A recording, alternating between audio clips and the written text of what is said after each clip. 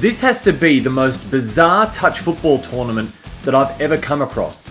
Now, I'm not talking about a social tournament or a small affiliate tournament where you can modify the rules just to cater for who's playing or what type of target audience you're trying to get. I'm talking about the 1988 World Cup, the inaugural touch football World Cup. And it was played on the Gold Coast in Queensland, and you're probably asking, why is it bizarre? You may not know this. For those who were alive back then and remember the tournament, they probably remember this, but you could throw the ball forward once a set. That's right. So when you're attacking with the ball, once every set that your team had possession, you were allowed one forward pass. Now that pass could go a meter forward. It could go the length of the field if you could throw it that far. It could go that far forward. And I spoke to some people, and I think the reason because of this is obviously when you're bringing in a new sport to the world, you want to be able to break into the parts of the world that would be best for your sport, and that is North America. And the biggest sport, obviously, that's with that shape of ball in North America is NFL or gridiron. So you want to be able to entice some players from there to come and play touch football. So a bit of a marketing decision there, but obviously looking back at the game, and there's some footage on YouTube. Just search the 1988 Touch Football World Cup, and you'll see a mixed open game. I think the teams are like the World All-Stars versus the Prime Minister's 14 or something like that. But you watch them, and it's so weird. It'll just look like normal touch, and then out of nowhere on the last touch, it's like a punt kick, but a Hail Mary pass instead. So it's got this rugby league style-esque about it, where they send just a random chaser down or a random runner down. I don't know how you would do this as positions. It was obviously 7-a-side back then. So, I'm just thinking now, how would you train for this? I'm sure that, in Australia, there would have been tournaments surrounding the World Cup that would have still had our Australian original, or it might have been second or third edition rules by then.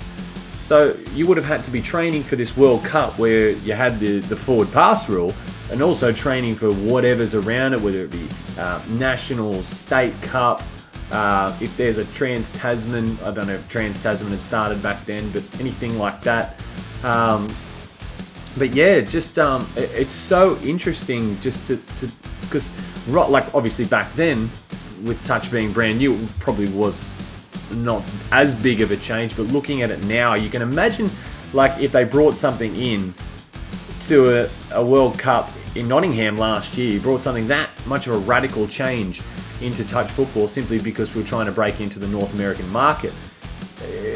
I couldn't work out. I feel for the coaches for all the teams trying to now work out how to be innovative and come up with structures, because you've spent your whole career learning one part of the sport, and all of a sudden it's changed just for one tournament, and then you're going to come back and play the traditional rules when you get back home.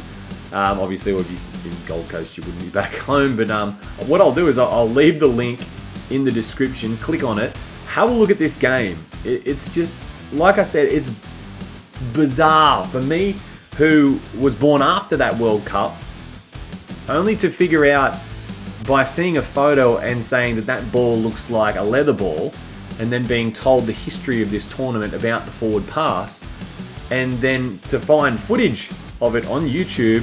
It's fascinating. It is just, I can't even describe it.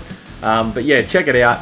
It's a really good watch. And look, let me know in the comments if you would have a game plan, because from the bits that I've watched, it seems like it's just ruck for 4, and then bomb long in a totally different way. You're actually throwing the ball forward, but it's weird just seeing one person just bolt forward, whether or not they had to be on side before the play. Look, I don't know, but it's definitely an interesting game of touch football to watch. So let me know what your thoughts. Let me know any comments you have about that game, or if you were at the tournament tell us about the tournament, because it's very hard to find information. There's statistics on like what teams were there. There was only 4 divisions. Not many countries were there. There's statistics like that. But any personal experience in that tournament, please comment and let me know, because I would love to hear it. I'd love to read about it, and we can share that. But until then, thank you very much for watching.